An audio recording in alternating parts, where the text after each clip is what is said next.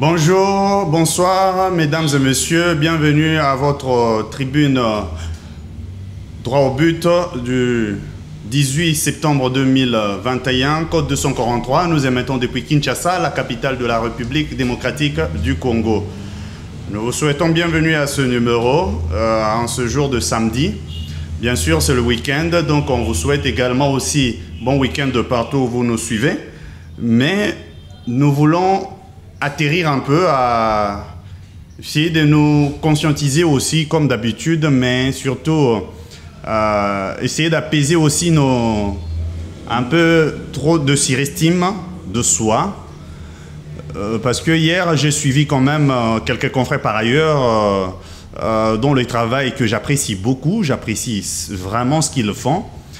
On dit toujours que le pouvoir corrompt, mais je crois que même la gloire des fois aussi corrompt. C'est que quand vous avez déjà un élan, vous faites un très bon travail, et après arriver à un certain niveau où vous ne vous contrôlez plus, vous vous sentez comme si vous avez carrément la matière que personne n'a. Vous voyez les choses de la manière parfaite que personne ne saura voir.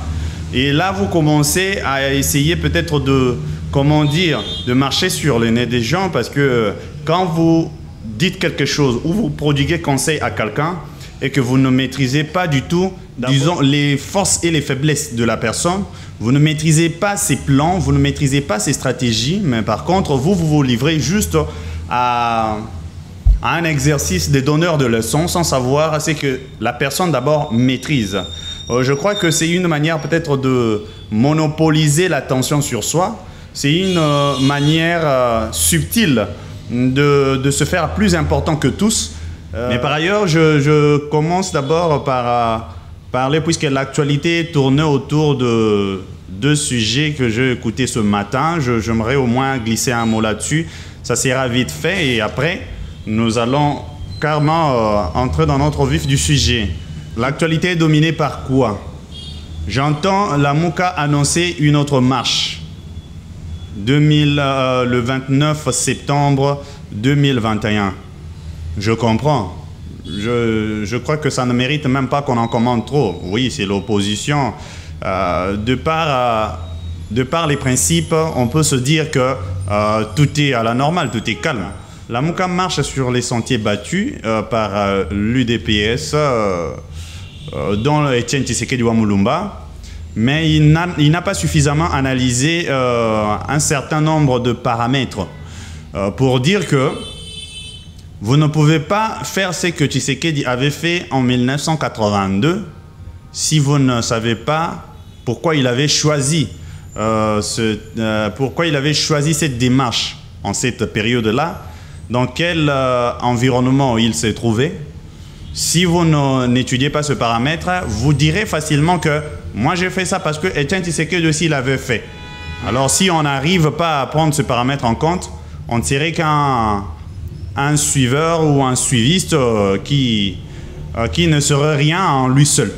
On nous demande plutôt d'avoir une tête bien faite qu'une tête bien pleine. La tête bien pleine, c'est justement cette tête qui se remplit tellement de matière, ça se remplit des notions, mais après, ça les vomit comme une chèvre le ferait. C'est-à-dire, il mange de l'herbe et après, il vomit ça plus tard pour le remanger. Et à l'état où c'était entré, c'est comme ça que ça sort avant qu'il le remange. Mais par contre, autant mieux jouer le rôle. Là, c'est la tête bien faite, jouer le rôle de l'estomac. Le rôle de l'estomac vous pousse à ce que vous prenez comme matière ne sort plus de la même façon. Donc, la Mouka a choisi le 29 septembre, comme il l'avait choisi le 15, qui était la date de la rentrée parlementaire nationale. Il a choisi cette date parce que c'est également la date de la rentrée parlementaire de l'Assemblée provinciale de Kinshasa. Je crois que tout ça, c'est de la provocation, qu'on prête attention à vous. Et j'attends par ailleurs un certain nombre de... un bilan colossal de la Mouka. Mais quoi qu'il en soit, mesdames et messieurs, Ce n'est pas trop le sujet. J'allais tout simplement dire à propos de cela, le spectacle en question n'est plus intéressant, ça n'aide pas le pays, ça n'avance pas le pays. Il serait mieux de faire des choses qui... Vous savez que dans des pays même qui ont déjà cette stabilité institutionnelle, il existe toujours l'opposition. L'opposition a sa raison d'être, sa raison d'exister. Mais il faut savoir on s'oppose à quoi. Et encore, quand on est par la forme opposant, parce qu'on sort perdant des élections, c'est comme ça que ça vous rend d'abord par la forme opposant, mais après, dans la pratique, il faut devenir opposant par rapport aux actions qui sortent de l'autre côté. Bon, de toute manière, Martin Fayulu n'est pas opposant, il s'est dit qu'il était résistant. Il résiste, apparemment, il est dans un combat où il est seul dans son terrain en réalité. La police, quand ça empêche ces genres de manifestations, c'est juste essayer un peu de calmer, disons, de maintenir l'ordre public. Ce n'est pas trop pour prêter attention à ce que Martin Fayulu vaut beaucoup ou vaut grand-chose. Bon, je prends maintenant le cas de deuxième chose qui tourne autour de l'actualité, c'est à propos de la sortie de Dr Etienne Longondo par cette liberté provisoire. Je l'avais dit déjà dans notre numéro d'hier, si vous le suivez, si vous n'avez pas suivi, vous le verrez à la fin, donc restez jusqu'à la fin de la vidéo, vous le verrez annoncé et cliquez dessus. Nous l'avons titré justement « La justice congolaise est-elle la justice congolaise est-elle sélective ?» Vous allez voir, vous allez entendre, vous allez suivre ce que nous avons déjà développé autour de ça. Mais en ce qui concerne particulièrement le cas de Dr Etienne, la justice ne doit pas suivre les humeurs des gens, les humeurs de la population ou la qualité intellectuelle en majorité de la population. La justice, comme je l'avais dit, c'est un domaine à part, c'est un domaine sacré, c'est elle qui élève une nation. Donc, c'est des choses, c'est un secteur qu'on doit gérer de manière, en permanence, de manière rationnelle. Dr Etienne Longondo n'était pas arrêté, en soi, il était mappé. En fait, il n'était pas condamné, il n'était que mappé, donc en arrestation provisoire. Et ça, c'est de l'appréciation du procureur. Le procureur, c'est lui qui a décidé de faire ça. Ce n'est pas la population, ce n'est pas la MOCA, ce n'est pas la volonté de qui que ce soit. Nous n'en saurons rien s'il n'avait pas décidé comme tel et que l'instruction se poursuive qu'il soit. D'ailleurs, ça pourrait être fait et je crois qu'on n'interviendrait pas. C'est lui-même qui a accepté, en sorte qu'on prenne le docteur Etienne Longondo, on le mappe pour des raisons qui lui sont propres et rationnelles, je suppose. Et après, il s'est décidé de le libérer parce que on dit qu'il a donné suffisamment d'éléments et qu'on a vu aussi que sa fuite n'était pas à craindre. C'est lui qui va constater si la fuite de quelqu'un est à craindre, ce n'est pas nous, mesdames et messieurs. C'est aux dirigeants de ces secteurs-là, de la justice. En cas d'espèce, c'est le procureur qui est en charge. Et puisqu'on crie trop sur Etienne Longondo, est-ce qu'on se rappelle d'un événement juste récent? Un événement récent qui nous a démontré qu'on pouvait aller en justice et en sortir, Matata Pogno. Ses immunités ont été enlevées en cette occasion.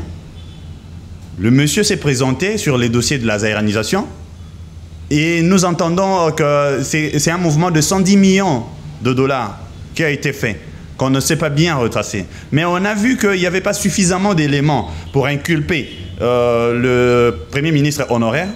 On l'a relaxé.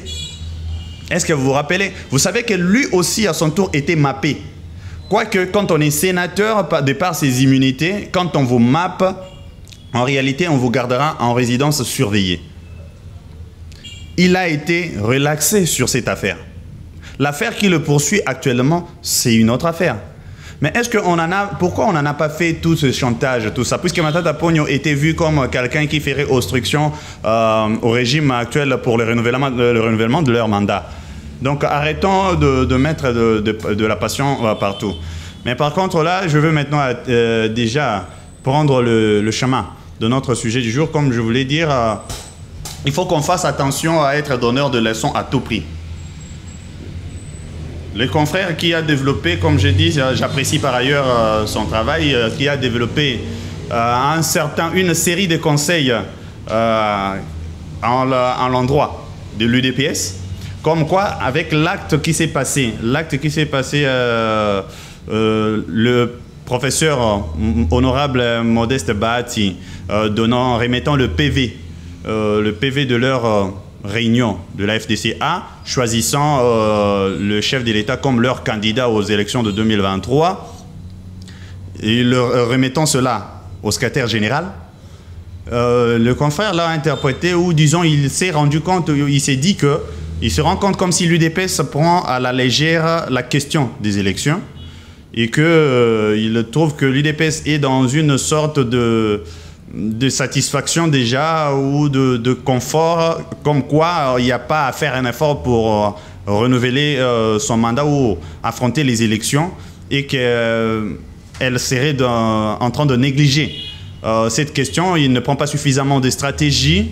Dans ses propos, il a développé aussi plus loin que l'UDPS devait normalement s'ouvrir vers les autres, éviter le syndrome du PPRD, tralala, tralala, un peu de stratégie. Il a donné même quelques stratégies et qu'il faudrait aligner peut-être pour chaque poste, pour les 500 postes de l'Assemblée nationale, il faudrait aligner 5000 candidats, donc à raison de certainement 10 par poste. Toutes ces choses. D'abord, ce que je dirais en premier, ce genre de stratégie telle que le confrère l'a développé, c'est classique. C'est tellement classique, c'est pas nouveau. J'ai l'impression que quand peut-être on le dit comme ça en avance, pour qu'on se dise plus tard quelqu'un le fait, c'est parce qu'on l'aurait dit. Ce n'est pas très toujours honnête de notre part. Si nous voulons influencer réellement la population, disons des choses qui cadrent avec la réalité ou la vérité, puisque les principes, nous sommes nombreux à les apprendre, mais c'est vrai qu'il y a des fois de particularités qui sont propres à chacun, qu'il faudrait ressortir. Et ça, pour ce faire, il faut vraiment aller au cas par cas. Donc nous ne devons pas être aussi généralistes comme si nous serions devant un auditoire des étudiants à qui on apprendrait des choses dont ils ne connaissent pas du tout les contours. La stratégie électorale, ça ne se divulgue pas à la télé. Il faut déjà comprendre ça comme ça. La stratégie électorale, on ne s'éclame pas haut. Sinon, si on a besoin de gagner les élections et que on divulgue ces stratégies, on démontre ce qu'on est en train réellement de faire pour les élections, à quoi ça servirait alors de vouloir gagner, puisqu'on serait en train, au même moment, de donner aussi l'occasion aux autres de faire de même bien avant la bataille. J'informerai déjà aux confrères que je suis beaucoup plus informé sur cette organisation. Donc, ils ne prennent pas à la légère cette question. Par ailleurs, ils ne sont que concentrés sur ça. C'est pour cela que vous écoutez le secrétaire général de ce parti dire déjà qu'ils ont besoin d'arriver aux échéances électorales prochaines sans qu'il y ait glissement d'un seul jour. Il ne le dit pas en blaguant, il ne s'amuse pas. Eux, ils se préparent à ça. Par contre, si nous voyons ailleurs, nous comprenons que PPRD, la MOUCA et beaucoup d'autres ne se préparent pas aux élections. Si nous prenons le cas du FCC, qu'est-ce que FCC fait réellement pour préparer les élections prochaines? Non, parce que, comme je l'ai dit, ce n'est pas très inquiétant. Ils n'ont pas encore un profil à présenter en 2023. Alors pour eux, l'idéal serait de ne pas avoir des élections. Comme ça, ça créerait des raisons suffisantes pour combattre le régime en place, afin maintenant de se créer à leur tour, de leur côté, un candidat qui irait déjà sur un terrain qui serait préparé. Parce que vous savez que Ramazan Shadari a été beaucoup plus désavantagé par le bilan du PPRD. C'est la même chose qu'on veut aussi, qui se crée au niveau, au camp de l'actuel régime. Et comme ça, ça va permettre en sorte que eux aussi se créent un profil. Là, c'était le cas du FCC. Prenons le cas de la MOUCA. Vous voyez, la MOUCA aussi de son côté, c'est bien qu'il manque de la crédibilité au niveau national, mais au niveau aussi international. Alors l'idéal, c'est quoi? L'idéal, c'est créer justement une crise en tout cas artificielle ou pas, créer une sorte de crise qui permettrait en sorte que Lamuka soit aussi connu, entendu et aussi considéré sur l'échiquier. Parce que vous savez, dans la guerre, dans le désordre, on se crée facilement. On se crée facilement des nouveaux héros, on se crée facilement des stars et, comme l'avait aussi dit Mende, des légendes. Donc, Lamuka, parce que Lamuka n'implante pas, Lamuka ne mobilise pas, Lamuka ne fait que perturber l'ordre. D'ailleurs, c'est pour cela qu'il y a beaucoup de similitudes entre Lamuka et l'autre, et le camp FCC. Parce que ce matin sur Top Congo, j'ai bien suivi Mouzito dire que le FCC avait sa tête de leur côté et la queue au niveau de l'Union sacrée. Je crois qu'il a vraiment raison. Parce que quand on dit la tête, c'est la tête en réalité qui conduit les restes de membres du corps. Quand il dit bien que la tête est de leur côté, c'est-à-dire qu'ils sont ensemble avec FCC, ils réfléchissent ensemble. Donc ils fonctionnent avec la tête. Donc c'est avec la tête qu'on conçoit tout ce que le reste vont suivre. Donc il reconnaît qu'ils marchent ensemble avec le FCC. C'est pour cela, vous voyez que les deux, ne voyant l'un de son côté, ne voyant pas, se voyant manquer de crédibilité au niveau national qu'international, l'autre qui est FCC, qui à son tour, se voyant par contre manquer de profil à présenter et surtout des raisons suffisantes de revenir aux élections surtout présidentielles, les deux essayent de mettre leur tête ensemble, réfléchir ensemble pour arriver à faire quelque chose qui leur redonnera souffle de vie. Parce que politiquement, ils sont à l'agonie. C'est ça la réalité. Alors, du côté de l'UDPS, vous remarquez carrément que ça, c'est le camp de gens qui se préparent qu'à ça. Vous voyez que récemment, ils ont fait des nominations au niveau de toutes leurs fédérations et il y en avait moins que ça, 56 je pense, et il y en a maintenant 67 fédérations. Ce n'est pas anodin si je vous dis, vous savez, le nombre que des animateurs de fédérations totalise, c'est-à-dire les animateurs, ceux qui sont de responsables et qui ont, disons, le droit de travailler pour le parti, ils totalisent autour de 2560. Si vous faites par déduction, puisque là j'ai pris que c'est de fédération, il y a encore c'est la CEP au même moment qui vous amène jusqu'à 5000 et quelques. Par déduction, vous avez au niveau des sections les animateurs reflétant cela, ça va vous faire autour de 900 quelques mille animateurs. Si vous descendez au niveau des cellules, autour de 1,6 million, la totale. Vous voyez que si je vous donne que ce petit astuce, cette petite révélation, vous comprenez que l'UDPS ne prend pas à la légère. D'abord, au niveau du président de la République, oui, c'est un acquis. Il a beaucoup de chances, déjà, en tout cas, à 98% pour ne pas exagérer, à 98% de chances de passer parce que sa politique fonctionne et sa politique d'ici 2023 montrera déjà ses premiers signes.